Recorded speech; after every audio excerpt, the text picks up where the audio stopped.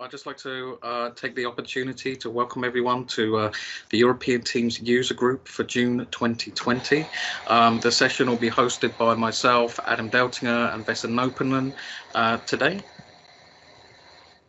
The agenda for today is as follows. We've got an update on TeamsFest. That's the first thing that we are going to cover. Secondly, we're going to introduce our speakers and have our speaker sessions. And then at the end of the day, we're going to have a call to action. So let's get straight to it. Last month, we announced the third TeamsFest. This is our biannual event where we bring together Teams speakers from all over the world.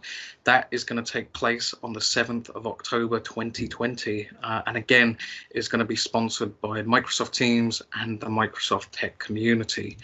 Now, we were very excited to announce last month because we took a little bit of a break after holding our last conference at the beginning of April. We went away for a little while, we kind of rested up for a little bit, but we were also having conversations with key people at Microsoft about holding this event again in October. So we were really excited to announce the Microsoft speakers, including Jeff Tieper, Mark Cashman, Laurie Pottmeyer, and Anna Chu. They're all going to be speaking at TeamsFest this October. We've also got a second number of speakers to be able to kind of present, but we've taken the decision to be able to do that next month. So as the call to speakers ends, we have some more exciting news. So keep an eye out for that in the next update. So how's it going so far with TeamsFest? Well, we have done or completed all of the setup. We've agreed the tracks. We've got the date. We have, I guess, all of the organization worked out. We have the amount of sessions. We've kind of laid all of that groundwork at the current time. So now we're past that, and now we have actually opened our call for speakers. We intended last month to have it at the end of June, but a lot of people were asking us about, they wanted to submit sooner, they wanted to kind of move things on, and we agreed. There was no reason for us to leave it until the end of June. So we opened it early. We opened it, I think it was on the 17th, and we've had a load of submissions so far, so thank you ever so much for that. But that call for speaker is going to go right the way on until the 31st of July. What we'll then do at the end of July, we'll pick from the sessions and finalize the lineup. We'll have a commit phase where we work with the speakers just in order to get prepared for the event. We will hammer out anything with the lineup. We'll make sure everyone knows their times and where they need to be, and then we will move on to the event in October. Really exciting time. Now, as said, this is the third one, so we've done this a couple of times before, so we're kind of quite in the rhythm of doing this now. So for anyone interested in speaking, if you kind of see this on our YouTube channel, if you're watching the user group session, then all you need to do is go to https://sessionize.com/teamsfest, and we have actually, instead of using, because for the previous two times we've used Microsoft Forms, we wanted to use Sessionize because a lot of the speakers at our past events have asked us to use Sessionize. The feedback's always been really amazing with it, and so we wanted to kind of use what they're used to using. So again, thank you for the feedback on that, and it's worked out really well so far because, as said, we've had quite a few submissions, and we're going to be faced with some headaches at the end of July. The deadline, as said, is the 31st of July 2020. So there is still quite a bit of time left in that call for speakers, but with everything that we've got on, it does go very quick. And it's really important that you don't leave it till the kind of the last minute, because we actually begin looking at the sessions and starting to do compares and looking probably about a week before the end of that call for speakers. We need to, because it's important that after that 31st of July we could make a kind of a decision. We want to be able to accept or decline those as or put them into a reserve as fast as we possibly can, just so it sets people's expectations, because they're busy as well, and they have a lot of other speaking opportunities. So it's really important for us. So TeamsFest is rumbling along really well. It's all going to plan. If there's any questions, please reach out to Vesku or Adam or myself or Chris Webb, and we'll be happy to deal with those questions. Again, we really hope that you decide to submit and would like to join us for that event.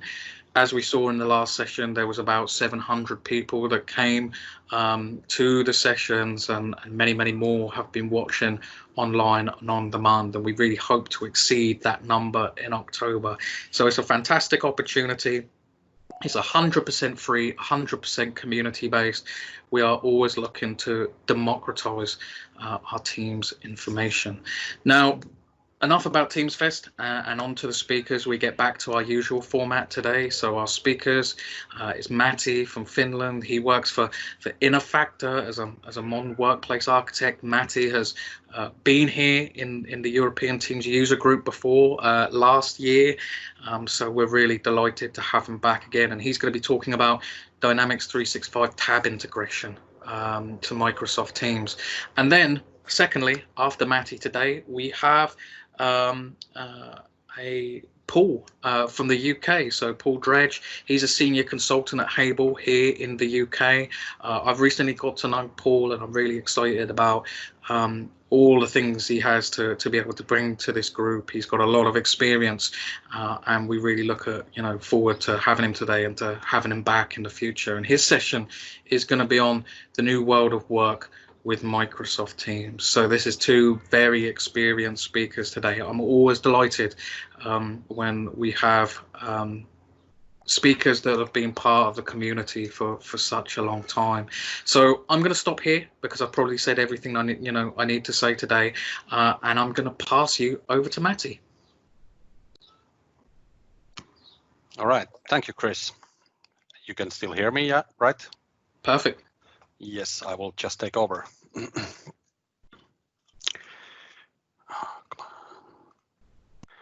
All right, and presentation is now on your screens, right? We can see it perfectly. All right, so I'm going to talk about Dynamics 365 tab integration to Microsoft Teams, because it's not as simple as just adding a tab to Microsoft Teams.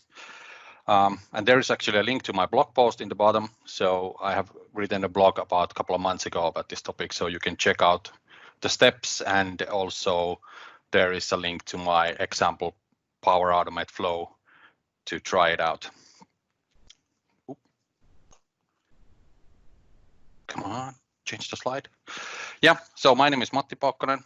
I work as a modern workplace architect on Innofactor, working with Microsoft 365, Teams, SharePoint, security, whatever is actually in that ecosystem. I'm also hosting Teams Community Finland with my dear friend Vesa, who is actually in part of this call. And there you can see my social media channels, so you can connect me on Twitter, LinkedIn, follow me on Twitter. There's my blog address, and also I have a GitHub account where I have several different examples, demos available for you to check out. But right away to the day's agenda, and I'm actually not having so much slides. I have more of a demos. So first, we're going to look at what is the out-of-the-box experience on Dynamics 365 integration between Dynamics and Teams, what is happening on the Dynamics side and what is happening on the Teams side. Then I'm actually doing a short demo about if you add just a tab to Teams with Microsoft Graph API, what happens? Is it actually complete integration, or is it just something on Teams side? And finally, a full configuration of that Dynamics 365 tab with Power Automate. And then just a couple of ideas what you could do actually. So let's jump into the environments, demo environments. So here I have a Dynamics 365 sales environment. I'm not a Dynamics 365 consultant, so I'm just curious about how you can integrate this to Teams. So basically, what you have here is an account, a customer who I'm going to sell something, like this in European Teams user group. I'm selling my presentation here. So when the Teams integration is enabled in a Dynamics 365 settings, you get this collaborate button here. So you can define which entities can actually collaborate with Teams. Quite common case is that account is actually kind of linked to a team, and for example, sales opportunity is linked to a channel on that team for that account. But when I click the collaborate button, what happens? You see it opens a dialog, so there is no configuration yet made, and I can just go on and click get started, and I'm using browser here, and yeah, let's go. It opens up takes a little while. It opens up the Dynamics 365 app, so I can actually open a personal app here, which has a bot, and I can query some stuff from Dynamics 365 side. But for this case, I'm actually more interested about adding it to a team. And I have a Teams here already, so European Teams user group. And I will go here and set up a tab. And it will actually open the same UI, which is open when you click a plus on a channel and add a new tab there. And I'm picking up an account. For the first time when you're configuring this, it will actually ask you the environment you're in and your sales app. And when these are done, the Teams actually remembers this configuration. And I'm picking this and just clicking save.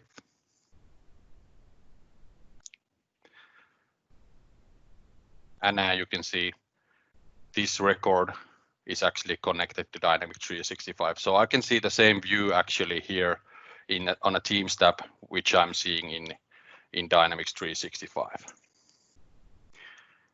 But there is a little bit more than that happening in the background. So now when I open the collaborate button and open the dialog, now I can actually see that this account entity is linked to a European Teams user group team on a general channel. I can create a new connection here if I want to. It's one-to-many connection, so you can have the same entity connected to several teams or several channels, but you cannot have the same entity connected to same channel. So it can be only added once, but you can have more entities connected to your channel if you like to have it. Also, I have one document here on the Files tab.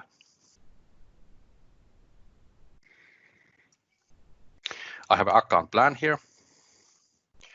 And when I check out the same thing in Dynamics 365 side, I also see that there is a document association between the channel and the Dynamics 365 entity. So I can actually access the file from here also and see what files are there. Right, so that works kind of easy.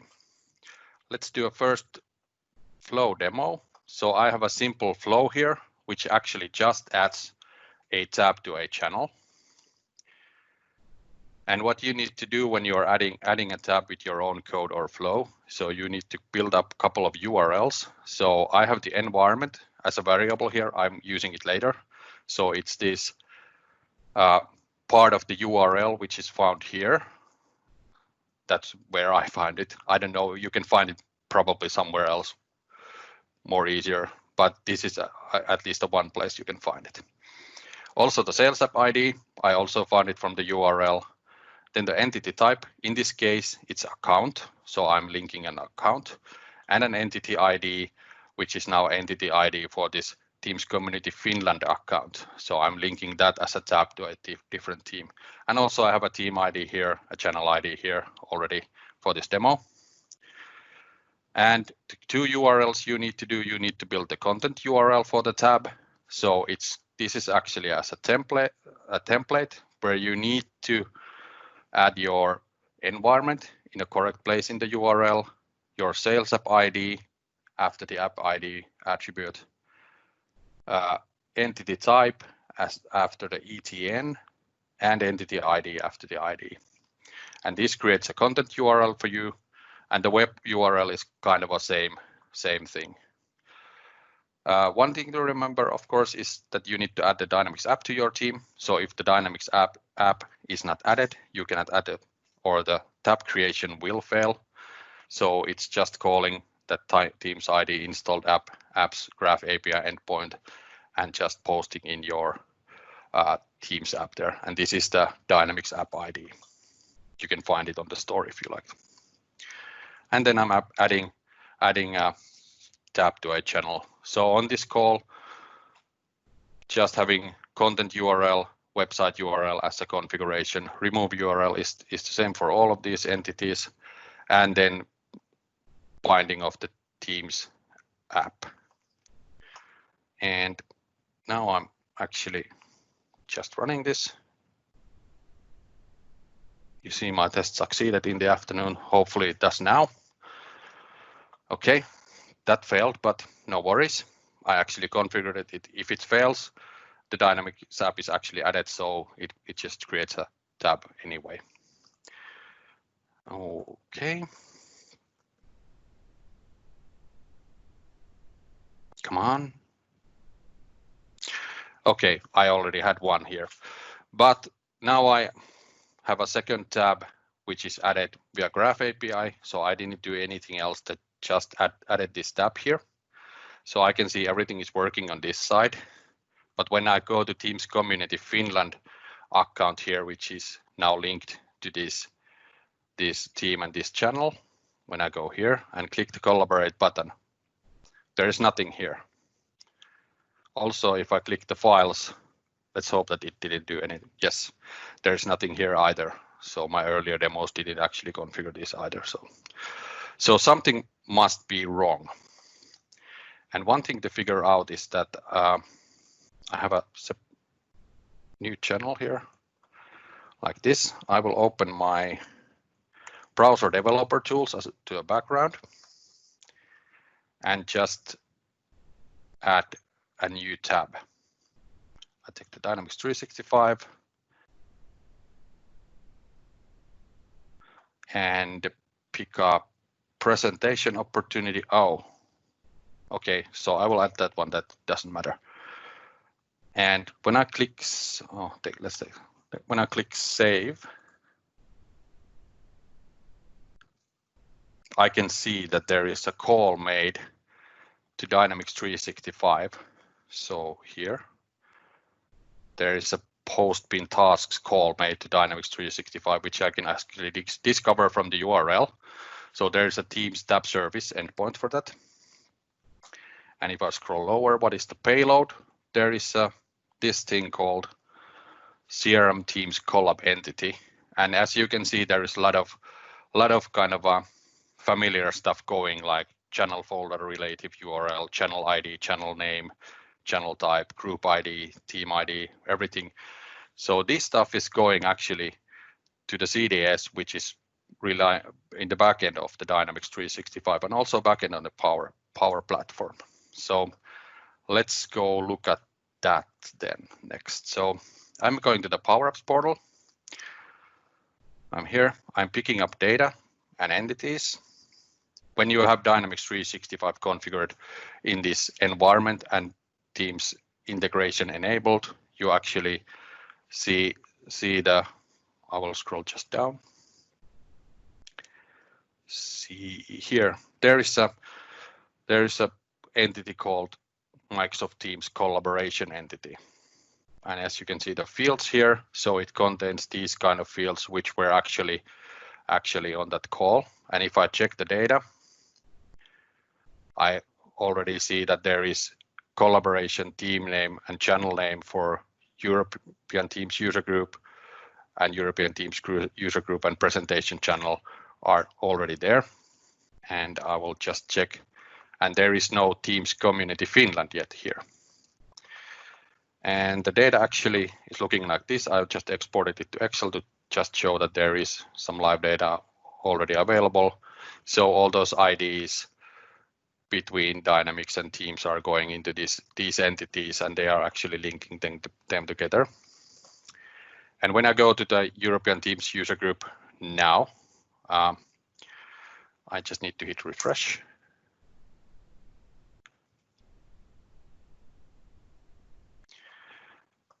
and taking that account and click the collaborate button.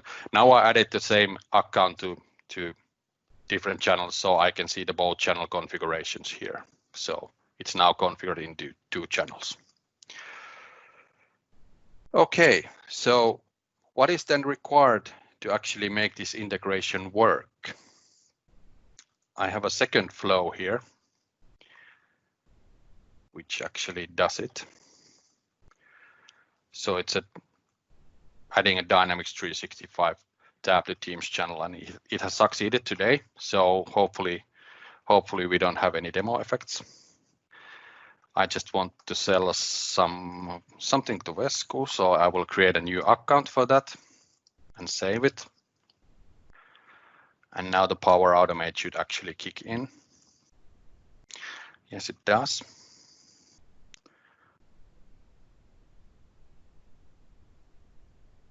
Let's see.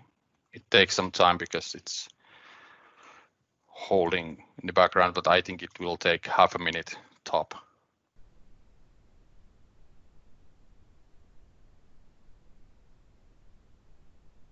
Or maybe not. Okay, now it succeeded. And when I go back to Teams, I see there's a new team called Vesku, and there's a general channel, but it didn't actually create the Dynamics 365 tab. So we had actually the demo effect after all. Oh, I need to check that out. Let's go and have some live debugging of that flow. What happened? Everything went good.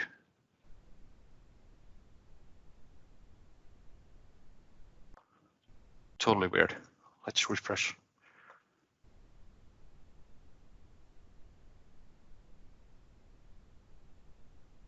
Yeah, here it is. Finally. And let's open it.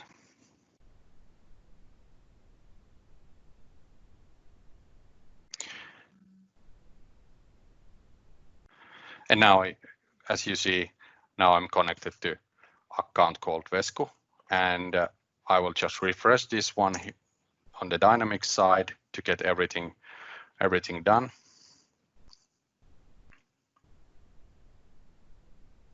And for example, if you check the collaboration, now we are actually connected to Vesku team and tiedostot. Okay, there is something wrong with my flow, but integration is actually there. And when I check the file side,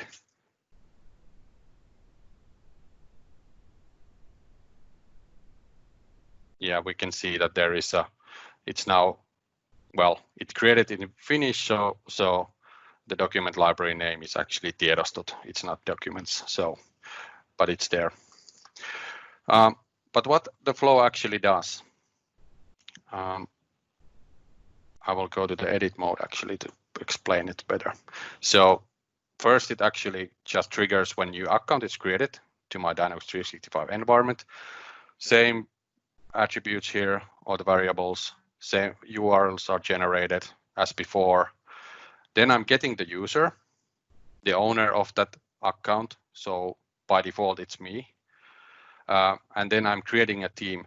And one thing to notice when you are getting the user from CDS, from the Dynamics 365 side, the user ID is not actually the user ID, which is in the Azure Active Directory. So you need to take the user attribute Azure Active Directory object ID to get the correct ID when you are creating the team and adding an owner, because I'm doing this with app permissions. Then I'm just waiting for the team to be created. I'm getting the general channel out of that team to get the general channel ID, adding a Dynamics tab to that team, then adding an app, then adding a tab with those URLs, and finally creating the Teams collaboration entity. I need to get, for example, Team Drive to get the document library URL because I need that once there, and also I needed to get the site URL, so I need to do a couple of those Graph API calls to get the parameters. And finally, I'm creating a new record. And when you are using Microsoft Flow, you can actually just pick an entity which you want to create, and it will automatically show you the parameters what are needed. So pretty simple, just adding group ID, tenant ID, channel ID. I'm guessing this because I think Graph API is currently not returning it correctly. But one catch is that if they are expecting collaboration team ID, but actually you need to push in the channel ID, and this thing is actually also in the original API call what Microsoft or the original tab is doing. So you need to just see that. That is something I discovered throughout the process. Then adding some parameters, entity ID type, web URL, getting out of those Graph API calls and stuff. And I have filled out all the attributes which were actually on the original call from that tab, and that creates the actual integration between Dynamics and Teams. And because Dynamics is getting new feature, for example, those picking up Teams chats are coming on some time frame. I don't know the exact schedule. You need to take care of the actual integration that it works in the future also.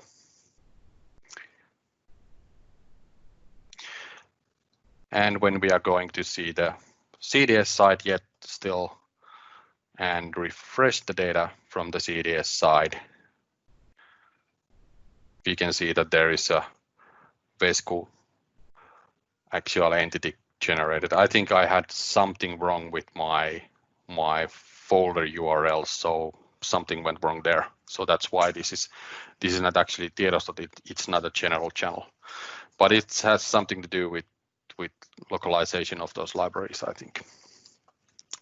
Okay, those were kind of a quick demos. I will jump back to the slides. Just some takeaways and learnings. I have been doing a couple of months of those integrations now between Teams and Dynamics 365. So use Power Automate because you have those licenses already there to those Dynamics users, so you don't have to care about licensing. And also you have that access to CDS already in there, so you can actually use the CDS data, for example, getting a sales team or getting owners or parent accounts or whatever your requirements are. So use Power Automate for that. And when you're provisioning a tab to Teams, it's not just adding a tab to Teams, because, for example, some third-party tabs, they make a lot of calls when the actual UI is running the configuration. So probably some of those you can actually provision by yourself, but I think you cannot access all the APIs. I'm not sure. I haven't tried it out yet, but that's the next investigation, I think. And when you are investigating that, if you want some third-party tab to be added to your solution and provision it automatically and make the configuration like it working automatically to users, I think browser developer tools are also quite good to start. So use those to investigate what kind of calls are. There's a lot of calls actually going through, but you can find the correct call there when you're just looking. Okay, hey, that was this simple. Any questions from the crowd? That was really good, Matti. You were basically saying that you've worked on this last couple of months. Can you say if any pitfalls that you might have seen, any kind of complications with doing it this way? Currently, I think the problem is that you cannot get the folder URL from Graph API. So you need to kind of guess that. If it's of course the channel name, but still you need to kind of guess that. So you cannot call the API and return the actual folder URL to me. So you need to take the library URL and then add the channel name after that. And what I've struggled with, first installation in production. Second, business opportunity created was longer than 50 characters. So of course that failed because channel can only have like 50 characters in the channel name. So take care of that also, because Graph API just returns failed. Okay. Okay, and if you were doing this, yeah, interesting. And I was just dropping in to say, the localization can be really sometimes an issue. So you created kind of a twisted copy of me there in the demo. Yeah, which was actually correct, I think. Yeah, it was the Finnish version, and that caused the issues as usual. But I think you can get the folder name there, because you can get the files and folder information through the Graph API when you're calling the channel. The issue is that those channels are not created automatically, or the folders are not created. You have to play that little trick that you create a dummy file there, and then it will be created. Yeah. But you don't really need the folder in the file ID, I think. But yeah. That's but the files folder, well, it was already several weeks back that files folder endpoint on channel didn't return that, and I know the folder issue is there, that it's not created, which is kind of a, well, why it isn't created when the channel is created. But actually integration works when you first time access the folder, so integration is actually there, so it works even if the folder is not created. It will give an error actually on the Dynamics side first, but when the folder is created, it works after that. So it had been running on production, I think, some weeks, but localization issue is actually, at least for us Finns, it's weird to even know that which is the language of the site generated or the Teams generated. So it might be shared documents or jaetut asiakirjat. And when you are using the default out-of-the-box integration, at least some weeks back, it actually just used shared documents as a document library URL. And of course, in Finnish sites, that failed. So those localization issues are kind of a kinky there. Yeah, I think Adam would agree on those as well. The Nordic countries and these localizations, we all of these. It's okay, but hey, thank you, Matti. Yeah, thank you, and thank you very much, Matti. Have an awesome summer and still stay safe. That's perfect, guys. I mean, so Matti, thank you very much. An excellent session once again, and hopefully we'll see you back for a third time, and hopefully we'll see something through for TeamsFest as well. I'm totally in. That's awesome. I mean, we'll be keeping an eye open. So no, thank you very much. I mean, it's always great to see Teams integrated with other applications. I mean, we've seen things with Dynamics 365, the Power Platform. We've seen it through Stream on here. We've seen it through Forms, and we've seen it. I mean, there's so many different use cases here. I mean, sessions in Teams itself is great, but so is seeing it kind of integrate with everything else and really bring everything together. So now this moves us on to our second speaker of the day. So I'm really happy to introduce Paul. It's great to always still see new people come along and speak. As said, I've known Paul for a little while now. I can't recommend him enough. So without much ado, Paul, should we get things underway? Perfect. Thank you very much, Chris, for the intro there. So let me share my screen. And brilliant stuff. So yeah, thank you very much for welcoming me along to this this opportunity to speak here. And I wanted to share a bit of a personal experience of what I've been working on and who I've been working with recently around Microsoft Teams. So I just wanted to get the message across around how we're all adapting to this new world that we're currently working in. So I think it's nice to touch on the subject around the new world of work and what Microsoft Teams can do to help us with this new way we're working. Before I do go into it, though, I think it's important to have a look at the history of remote working. So it may seem strange. We've been remote working for quite some time. Some of us we're really new to this way of working. But if we look at the timeline, I've just picked out some random dates really around the process of remote working here. And how we've ended up how we are today, where many people across the world are finding themselves in this new world and the way we're working. So, I mean, if you look at this timeline, I'm not going to talk through it all, but just the early 1900s was when the first office began to appear in America. If we look 1973, there was someone from NASA that was actually remote working on a communication system. And this was even before the internet was born. Between 1979 and 1983, IBM started letting people from their business remote work. So they started with 5, which then grew to 2,000 people. And they were one of the first worldwide companies to do this. Then we saw PCs being released just before that. The internet was born. Wi-Fi came along. So that when Wi-Fi came along, that really changed the aspect of being able to look at how we work. And I guess in the early 90s is when people started to adapt to that new way of working very early on. And as you can see, 2005, the first co-worker space.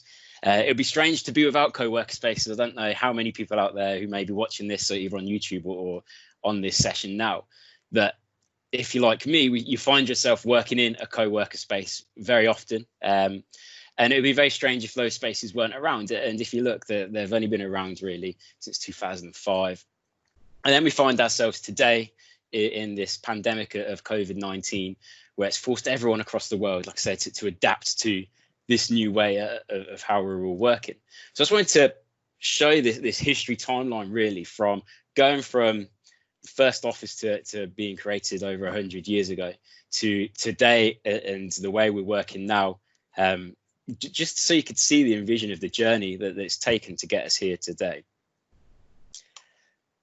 And I think before I go any further, it would be good for me to actually introduce myself. Since, as Chris and I said, my name is Paul Dredge. I am a senior consultant for a company called Hable. We are a Microsoft Gold partner, and we specialize in adoption and change management. We only work with Microsoft products, so our speciality is Office 365, and I've sort of taken on the speciality around Microsoft Teams is where I seem to fit nicely in this. I've listed my social media connections on there, so please do add me if you want to. But just a bit of history about myself. So I joined Hable just over a year ago. And previous to that, I was always working in education. So I worked as a computer technician, as I'm sure many consultants did. Computer technician, moved on to being a manager for an IT company, then went and worked for an academy trust, which involved of jobs from teaching students to training teachers to managing their Office 365 and implementing technology across their academy trust. But during my career, I've always had links with the education team at Microsoft, and I started to do bits and pieces with them over the years, which then gave me the opportunity when Hable came along to go and work for them. And when I joined Hable, I was still predominantly working in the education area of things, but I started to expand across to different areas. And it's something that was a big change for me, was going from that teaching and learning aspect to going out there to experience other ways of working. And I went from someone who worked in an office, worked for an academy trust. So I worked in an office, worked in schools, always around people, to joining Hable. And we are a company that don't have offices. We are solely remote workers. So going from being office-based to remote working was a big change for me just over a year ago. So I know how everyone has been feeling these past few months when it's been forced upon them really with that change. But now I find myself, I'm working mostly in government sector, but I work in commercial and still work in education as well. But since COVID-19 happened and we've gone into lockdown, I've really had a good experience of learning about how people are currently working in this new world and the things they're having to change and the way that they're having to adapt, which has brought me onto this presentation to go through some of that and share my experiences and the lessons learned, I guess, around that process and how people can adapt. So as we are talking about Microsoft Teams, I think it's important for us to just touch on some of the team stats. I'm sure many of you will realize this anyway. But obviously Teams was launched back in 2017, 2 years, and they had 13 million daily users. And Teams was really striving there and head and shoulders, I'd say, above any competitors out there. And then along came this nasty thing that we're all in now. So at the beginning, if we just look at like the first period of March, we saw an increase to 44 million daily users. And in 7 days, there was 12 plus million users. So Microsoft had to really change the way Teams worked, and they had to put a lot of the updates on the back burner to try and improve connectivity and adopt these users, this big outburst of users that they took on board within Teams happening here. So that was like the very beginning of the lockdown, and people weren't quite sure what was going to happen, how long it would last. And it was a big change. So we're going to now enter this new world of what this looks like and the change. And again, I'm just going to share some stats around this. And this is a recent blog that was the end of April that Microsoft produced. And I just think it's interesting to see it. So going from those March figures to these April figures, you can see how there's a 75 million daily active user. There's 4.1 billion meeting minutes in a single day. I mean, that's crazy amount of minutes in a single day for a meeting. And then education as well have had to really adapt with the way things are going in education. And they saw 183,000 education institutions. So you can see it's not just businesses that have had to adapt. And I think teachers and schools and universities, colleges have had to change the most, because going from being a teacher in a classroom or an educator, lecturer teaching people, to having to do this in an online world is just mind-baffling. If someone had said to anyone last year that everyone's going to be teaching from home, students are going to be learning from home, all businesses are going to have to run from a bedroom as such, it's just absolute craziness, I think. But we've adapted, we've changed, and business is still running, people are still being educated, and it's amazing how the human race has done this, and we've adapted to it. But how have we adapted? So this is where it's going to get a bit interesting. It's around how have we actually adapted to remote working? So have we taken on remote working and changed, or are we just carrying on the way we are, but instead of being in an office or in a building or in front of people, we're just sat in front of a computer screen? And I've picked out like these 4 levels really around this. And companies are at different stages around these 4 levels. So at the very first level, we can see that recreating the office online. So nothing's changed, still working exactly the same, attending meetings, constantly communicating, getting up and starting work at 8:30, maybe finishing at 5:30, sat at your desk, station, or your machine, however you're working. Nothing has changed. You're just doing it in this virtual way. A lot of companies out there are still working in the exact same way. They've just changed to doing it online rather than face to face. And then we have some companies that I like to call level 2, is that they're actually adapting to this new world. So they are changing. They are using the technology, and they are embracing the change around how they're working.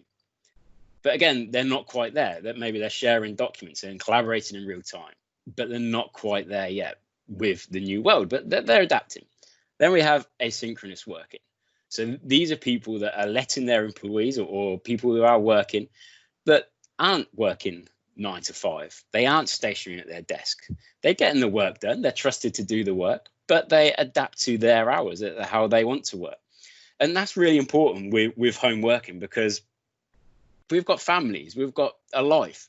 It's not just that you're at home working on your own. You have kids around you who are also learning. A lot of people out there are trying to juggle work, trying to juggle homeschooling, trying to juggle pets, relationships, whatever it may be. So it's trying to get that balance. And that's what's really key with this working in this new world is that balance, because people's well-being is really important here. And if that balance isn't right, people are going to end up tipping over the edge and struggle.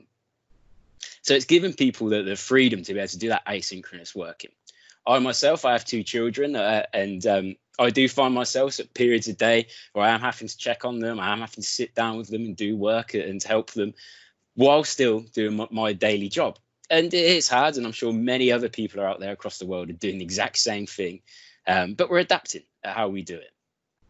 And then this final stage, Nirvana, this is working better and doing more by remote working. And that's where we want to end up. We want to end up in this like holy grail at the end of this journey, that it doesn't matter whether we're in an office or we're at home. We can still carry on working and work in these new ways. We're comfortable working in these new ways, and we're being more productive and getting more done in these new ways. This takes me on to what I'm learning. So at Hable, I've been working with some big central government places, organisations such as Parliament, Ministry of Justice, Intellectual Property Office, and a few others. And I've also been working with local councils, as I said, still working within schools and also with charities and in the corporate world of things. So I'm just going to talk about like what I'm learning from this experience of working with these. So something we've been doing is, rather than saying, here's Microsoft Teams, this is how you send a message, this is how you start a chat, this is how you do meetings, off you go, that's your training. It's really taking it to that next level and listening to people and what they do and how they work. And then taking that technology and giving them a solution that can make them work better in this new way. And lots of people are still working, doing fantastic jobs, don't get me wrong, but they're still working in old ways. And that's something I'm learning, is that people still working the same, using VPNs to connect to local file servers, having problems still collaborating, and still relying on email and pinging emails back and forth all day long. When there is other technology out there that can help them, such as Microsoft Teams. But it's strange that we've just taken some places, just taken people from an office and plopped them in their home where they're working, and not much has changed. They're still sat at their computer. But what I'm learning is people want change. They want to know how to be better. They want to understand the technology. They want to work in different ways. And that's one of the hardest things for any organization, is how do we get people to that stage? Do we offer them training? Do they sit in workshops and listen to someone? Do we do videos? Do we give them handouts? When the fact is, people don't have time. We don't have any time to do things, and it's hard to try and adapt to this way and do that. So we really need to carefully think about this process and how we can help organizations, how we can help people, and how organizations can help their workers change. But lots of people have done some changes. So for instance, I was working with someone last week, and there were 4 people who were really a PA to someone in an organization. The way they used to work pre-COVID-19 was they used to print off documentation and then give it to this person ready for his meeting. So at the beginning of the day, they would go in, they would print off, if they've got 3 meetings, print off all the information, staple it together, hand him the booklet, and then he would go off into his meetings throughout the day. And that's how they worked. No problem with that. Things worked fine for them. And that's how things work. Whereas now in this virtual world, you can't do that. We can't print off paper. We can't hand it to someone in person and then they can't go off to their meetings. So that they're stuck. And they'd adapted, that they changed the way they'd done things. Whether they changed the way they'd done things in the right way, but they changed the way they'd done things. So their particular example was they saved emails into his inbox. They had management of his inbox. They'd go into his inbox. They would then create a folder for that meeting and then put all the emails and the attachments into that folder. So then he would open up his laptop, ready for his meeting, go into his inbox, and he would find his files within there, which was a solution for them, and it worked for them. Probably not the best solution out there, but it worked for them at the time, and they had adapted to this new world. And that's some of the things. People are changing themselves, but there's things out there that can help them, such as Microsoft Teams. as this is a Teams session, it makes sense that we do talk about Teams on this session. And how can Microsoft Teams help people? What can Teams offer? So if we looked at those stats earlier on, you could see that lots of users are using Teams. 4 billion minutes of meetings. Fantastic stats. But are they just using Teams for meetings? Are they just seeing Teams as a communication platform? Or are they really using Teams for its full capability and what it can do? So if we look at how Teams can help, I've just highlighted some here. So for me, the one of the easiest and biggest ones is files, is using files within Teams. We don't see this used enough. And it's so simple and easy to use, and it's there for us. We've got our team, but yet some people still revert back to shared drive. They still email attachments. They don't make use of files and using these files, collaborating together on these files, sharing the files from their teams so they don't have to start duplicating them and moving them around. We've got it there within our team. And then a big one is making use of teams and channels. I'm sure many people out there will feel the pain of going into an organization or being part of an organization and seeing so many teams that you're a member of or that the organization has. Some of these teams have one channel, 2 users, and it's just how people have started to use Teams.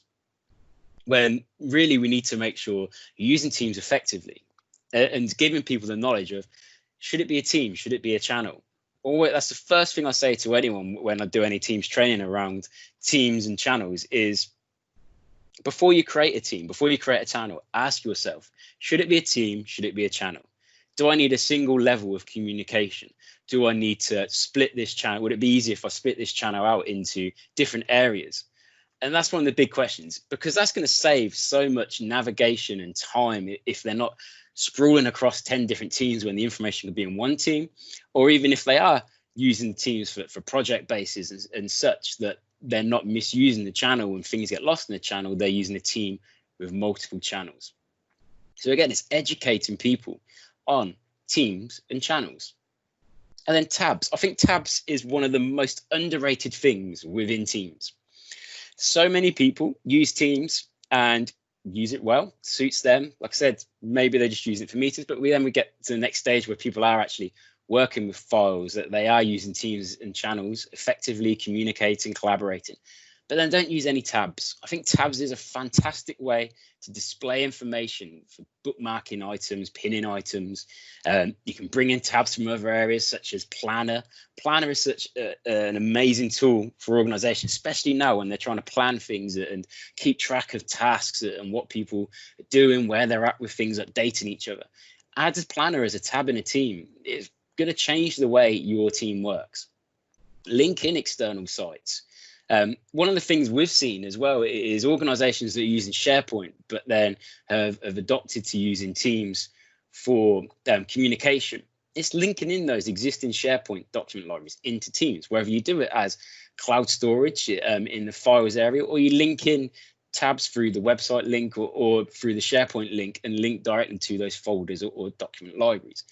Don't underestimate the simple things in Teams around files, channels, tabs. They're really simple things you can use that can really change the way that you use Teams.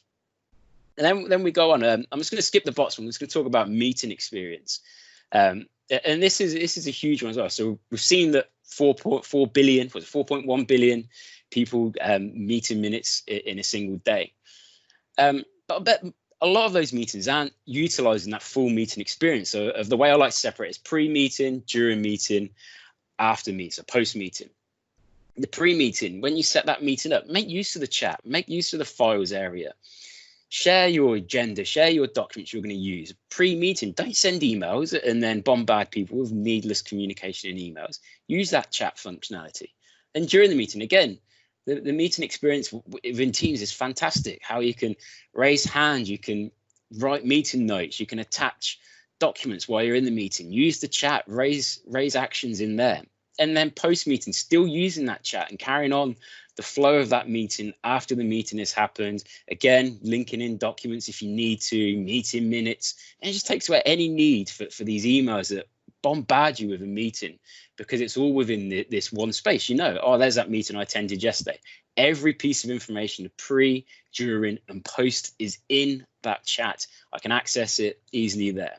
Or even use meeting channels and have that done in a channel. Don't underestimate the power of that meeting experience within Teams and utilizing it to its full potential. And then I'm going to go back to bots, apps, and automation. So this is like the next level of Teams around really exploring what Teams can do and how it works, because Teams is fantastic out of the box with, like I say, with tabs, files, meetings, and so on. If you start linking in automation and bots and apps, you open up a whole new way of working within your organization. And Microsoft are making this easy now. So you don't have to have a programming degree. You don't have to know how to build bots and coding and things like that, because they've released a big portfolio of templates that you can use. And some of these templates are amazing. I mean, a couple I'm going to pick out that I think are brilliant. The obvious one is Teams creation. How many organizations out there try and lock down who can create a team, which then causes endless amount of support tickets logged with their IT team. Or maybe organizations let everyone make teams, and then you end up with that big sprawl of teams across the organization of 50 test teams and so on. Or maybe you create your own way of automating the process, and you've spent a long time trying to do this. Whereas Microsoft have nicely released a template for this. You just download the template, follow the instructions, install the template, and it's really, really simple. And it's a fantastic way of doing it. You can have people request that a team is made, a few tick boxes, information in there, someone approves it, and they've got their team all set up, channels all set up, structure all set up. Fantastic way of doing it. Another one that I think's a huge step in the right direction around Teams is being able to push a message to all people. So send a chat message to all people in your organization, or select people in your organization. And again, that's something that was flagged up. There was someone that I was working with, and they really wanted a way to be able to push a message out to 38,000 people across their organization. They did think about setting up a team, but as we know, Teams has that 10,000 user limit. So you couldn't have one single team with everyone in. And if you could imagine 38,000 users in one team would be absolute chaos. So they actually thought about going off and using another piece of software, another bit of software that they were going to go and purchase. And then they were going to look at how that can be used. And everyone's going to have another login. Everyone's going to have to change into that system to just pick up that message. Whereas Microsoft have got that template out there where you can type your message, you can have your message, and you can push that out to all 38,000 users. You could have those updates around Teams. You can have messages out to everyone. Those COVID-19 messages that people need to see, updates around the way you're working through the chat functionality from a bot. One of the things at Hable we've been working on recently, a guy at Hable, is an FAQ bot, simple FAQ bot, and integrating that into the adoption of Teams, and it's going to change the way people adopt to use Teams, because people attend training, people watch videos, people read guides, but then when they go to do it in their day-to-day life, they'll be like, oh, what was it they said in that training session? How do I attach a document to a chat? And they might end up on Google, searching on Google. Problem with Google, fantastic resources out there, but some of the stuff might not be relevant to their organization. They might have things disabled and so on. Whereas if we had a bot that they could just call up and say, how do I attach a document to a chat?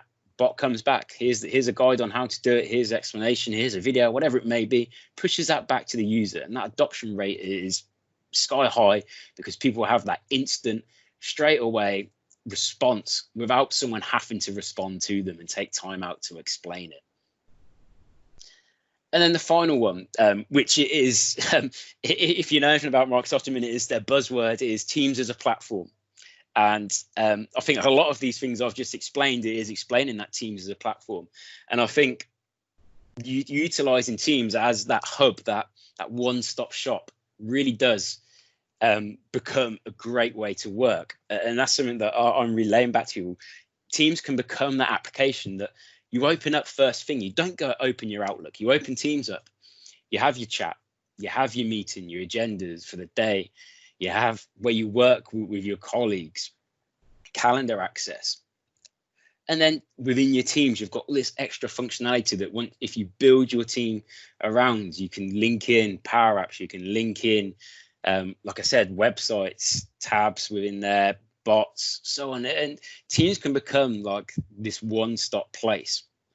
And that's where the change really needs to happen. So, like I said, the problems accessing files, VPN slowing people down, things like that.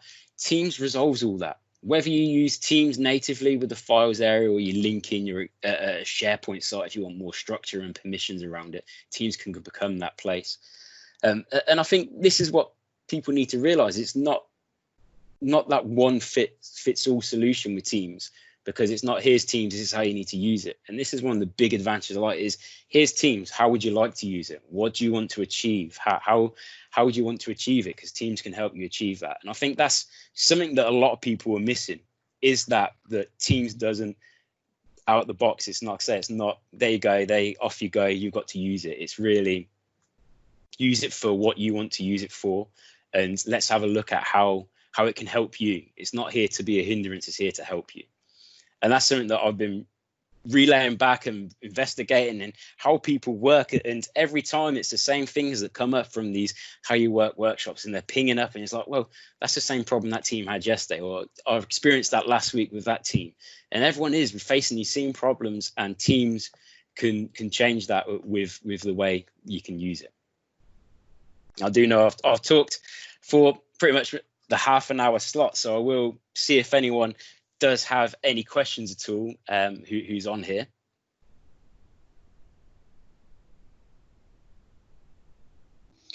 Paul, in your experience, what, when people first come to, or you show them the power of Teams, what is the first thing that usually is their impression? Is there a particular functionality? Is it the all-up package? Is there things that they usually go away and say, right, this is the reason why it's good for my business in particular? I think it's the easeability of it. So Teams is very different. I will admit it's very different to what people usually experience when they go into communication applications as such, and collaboration way of working. But it's so easy to pick up. And I'd always say to people, start small. Don't go and think it's going to change everything, like you snap your fingers and all of a sudden all our problems are answered and we're there.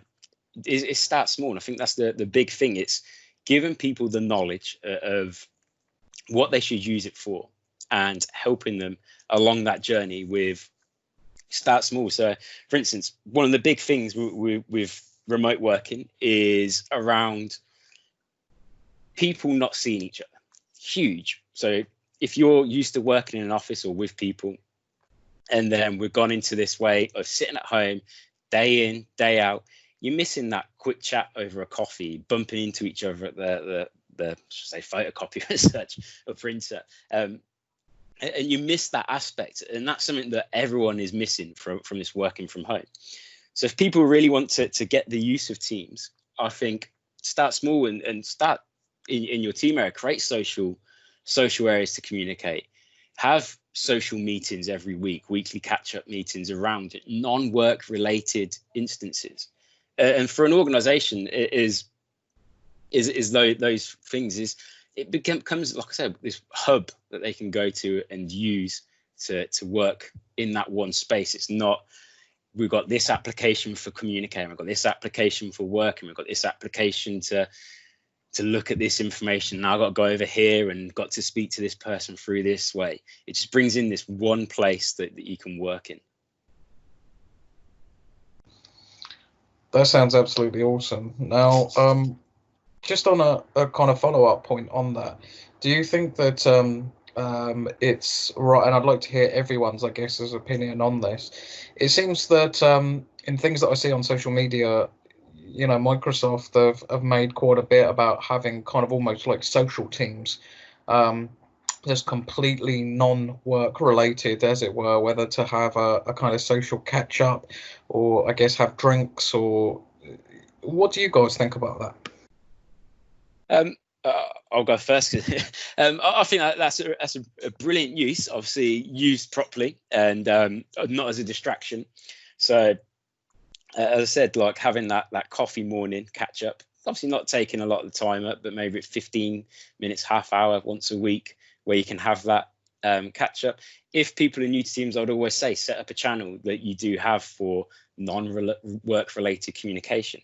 But the thing is, you've got to remember that it is still a work platform. You are communicating through your work platform. So obviously do watch what you say if you are going to do that, and keep it appropriate. But you'll find that people learn how to use the application a lot quicker if they're like, I don't know, for instance, a company I work with, that they set up a pet corner and everyone posted pictures of their dog or their cat or hamsters, whatever it may be, and talked about it. And you saw straight away people learned how to upload pictures, upload videos, reply. You saw GIFs, you saw emojis, and they really experienced how to communicate with Teams through a fun way of doing it, rather than that formal, I need to watch what I say here because I'm replying in that work instance. Whereas if it's a bit more fun, a bit more freedom around that they can quickly post and learn how to do that. I just want to quickly share my screen in terms of the next user group session, which is on the 20th of July. You can apply for it at EuroTeamsUG.com/CFS. There's a nice form that Vesku has made to be able to sign up kind of a few months in advance. So we have that now, and we'll continue to make that go in. So we're not going to be hopefully reaching out anymore like 3 days beforehand to ask people to come speak at the session. We want to make sure that we've got a kind of regular cadence of speakers.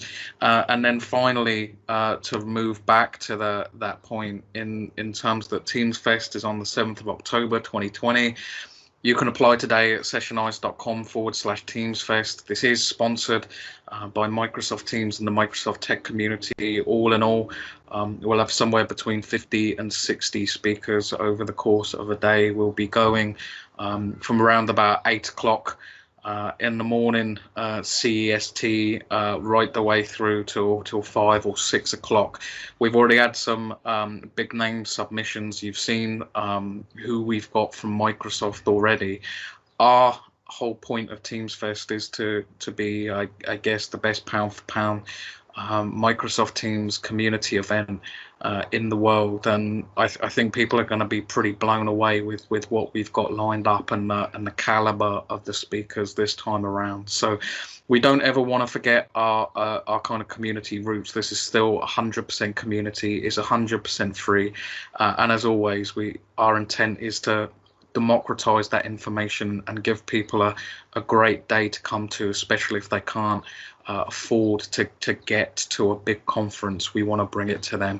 So I just want to take the time and say thank you ever so much to Paul and to Matti for coming along to take the time to speak today. As always, to Vesku and Adam, who have helped me to organize this. Any questions, reach out. Otherwise, we'll be back next month on the 20th. And at the end of the month, we'll be starting to have a form to be able to sign up for the user group so that you're regularly notified as to when the dates are. So hopefully look forward to seeing you next time. Thank you ever so much. Take care of yourselves.